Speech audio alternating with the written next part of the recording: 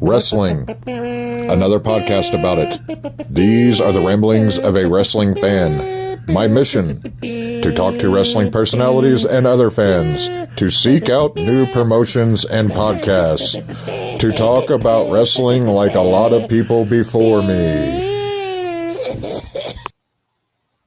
Today I'm sitting down with Fiona, MC extraordinaire in Scotland. She's worked with some great promotions over there, and it's a pleasure to sit down and speak with you. And how are you today, Fiona? I am very well. Thank you so much for having me on. It's good to talk to you, finally. It's a pleasure to have you on here. I'm excited. So you live in Scotland, and you are one of the most diehard NWA fans that are in the chat. So how did Fiona come across wrestling in general growing up in Scotland? Okay, this story is not hidden at all. I am a child of the 70s, so I'm well into my 40s now. But when I was little, probably early 80s, when you start to form your memories, I remember going down to my grand's house to stay over when she was looking after me if my mum and dad weren't available or whatever. And my gran used to watch World of Sport. And basically, when my gran watched the telly, I watched the telly with her, because at that point there was no cable, there was no satellite. We had 3 channels in the UK, and that was it. So if the wrestling was on and my gran was watching it, I'd sit and watch it with her. So old Giant Haystacks days and Big Daddy days and stuff. So I remember it. I don't remember much about it, but I remember sitting watching it, and I remember the experience with her. Yes. And I've been there on and off ever since, really. It was my grandfather that got me into wrestling and taking me to live events. So yeah, that's awesome to hear. And going to some of your earliest memories of wrestling, who was it that you gravitated towards, and why? Okay, so the story behind this is that I grew up in a household, like I said, that didn't have cable TV or anything like that, so didn't have access to anything. With the wrestling, it tended to be on a delay, so we might get it on a Friday night, late at night, on a slightly obscure channel as the cable TV settings came in. But basically what happened was, I had a friend on the same street as me that I used to hang out with all the time called Nicola. And I went in, I used to just let myself into the house, wander through the house, wander up to her room and catch up with her. That was the kind of friendship we had. And it was like me, Casa, Sue, Casa, basically. And I just remember walking in one day. Now, I might have been about 12 or 13 at the time. Don't quote me on that. And I hadn't seen wrestling for a long, long time at this point, but I knew it existed. And I walked through the living room, and her brother was sitting watching TV. And I just happened to glance around at the TV and saw a pair of legs flying through the air and some turquoise pants. I was like, what is this? And Derek's like, oh, it's the wrestling. And I was like, what? I was like, no way. And I sat down, and like an hour passed, and I'd been in the house just watching the TV with him, and Nicola was upstairs waiting on me. This was before mobile phones and stuff, so it's not even like she could phone or text and go, where are you? She just thought I was late. But it was the Rockers. It was Marty Jannetty and Shawn Michaels. And I was just like, and they were so athletic. And I was just like, this is incredible. Wow. And that's kind of where my more modern, more up-to-date, although that was years ago, love of wrestling kind of came about. That's awesome. So it was Marty Jannetty and Shawn Michaels as the Rockers, man. And I'll just like it to be noted, I was a Marty Jannetty fan. It was Marty over Shawn for me every time. Oh, I thought Marty was more innovative than Shawn was, but Shawn's gone on to kind of make his own little way in the wrestling business. So yeah. But I did get to tell him one day that when we toured with him, to tell him that it was entirely his fault, and he just laughed at me. He's like, I'm sorry. That's awesome. So you do MC work around Scotland and stuff. So how did that come about? Completely by accident. I don't tend to have a plan for anything. My life is completely by accident. I just fall into things. I've been going to shows in Scotland for a long time, little local shows. And it started out with, Fiona, have you got your car? Can you drop someone at the airport? Yeah, okay. And then the next show would come along. Fiona, can you go and pick someone up from the airport? And before I knew it, I was running around, getting involved with some local promotions and things, and just doing some running around to save the promoters the kind of hassle, doing the airport runs and stuff. So I've been doing that for a long time. Been working with Inside the Ropes for a long time. And then obviously COVID hit and put a stop on everything. All the shows got cancelled. There was nothing happening for a very, very long time.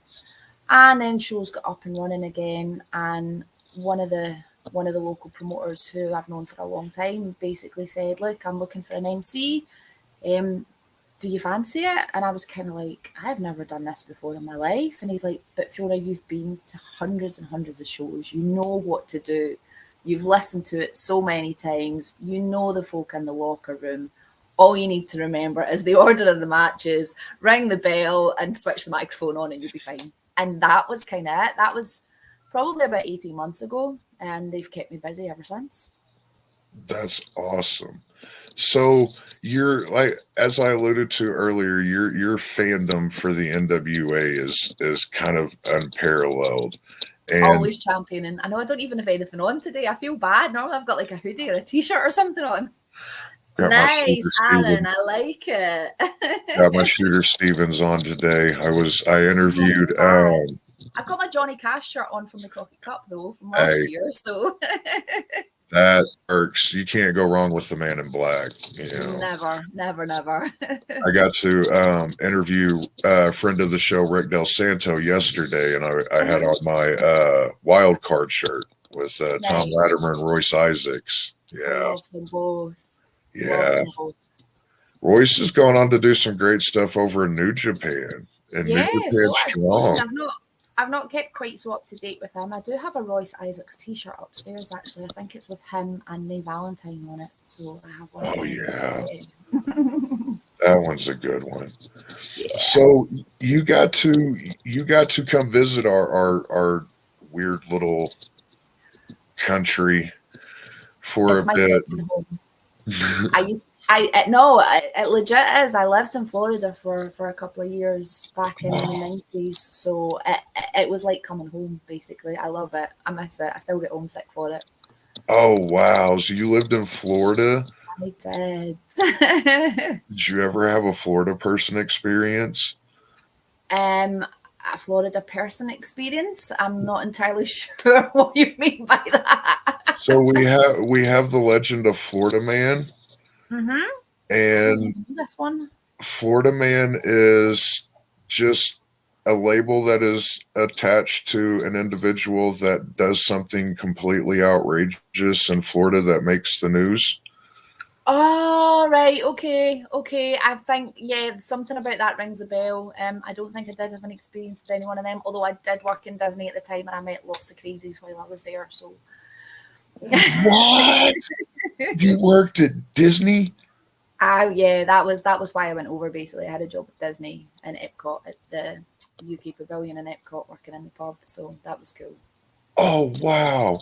I got to go to Epcot once. Well, actually, I've been a couple of times, but the only time I remember was in high school with marching band. Okay. And Epcot was, by that point, I was in high school, so Epcot was a lot more fun to me than when you would have been younger, probably. Yeah, I had a lot of fun there. That was a pretty cool place.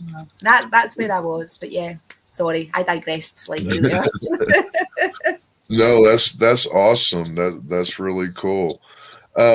So who is your who's your wreshling, if I could meet this one person or MC this one person's match, who would that be? Oh my goodness, now you're putting me on the spot. Folk ask me questions like this all the time. I'm like, I don't know. I met Ric Flair, so that was a big one for me. I've met Ric Flair. I have a photo with Ric Flair. He is one of my wrestling heroes. I think I'd really, really like to meet. Do you know? I'd love to meet Vince, just to see if he's dark and mad as I think he is. I'd love to meet Vince. I've been really fortunate, really, really fortunate in my job with Inside the Ropes to meet a lot of the people that I would probably have said had I not already met them. So I've been really fortunate like that. Yeah, I've not met Stone Cold. I would love to meet Stone Cold. I'd love to meet Shane. I've got a crush on Shane, what can I say? But I'd love to meet Shane as well. And probably Stephanie, actually. I'd really like to have a chat with Stephanie. I think she'd have some really interesting stories to tell. Yeah, all of them. In terms of announcing, wow, that's a really difficult one. I popped the other week. I got to announce Doug Williams the other week at a show, and for me that was big. Like, I've known Doug for a long time. Doug's a really, really good friend of mine. But I got to announce him, and that was a big deal for me. I got quite nervous about that in case I messed it up, because Doug's a legend. Doug is an absolute legend. So I got to announce Doug, so that was pretty cool for me. But honestly, I can't off the top of my head. I don't know. I really, really don't know. There's so many that I would love to be honest with you. That's awesome, though, Doug Williams. Wow. I'd mark out so bad. I would. I'd probably have a panic attack and walk out there breathing into a paper bag. That's awesome. So, that was pretty cool. So going back to the NWA, you came over here and got to see that show. What was it about the NWA that got you into that? Because you've been around since day one, if I remember correctly. Of the whole power era, absolutely.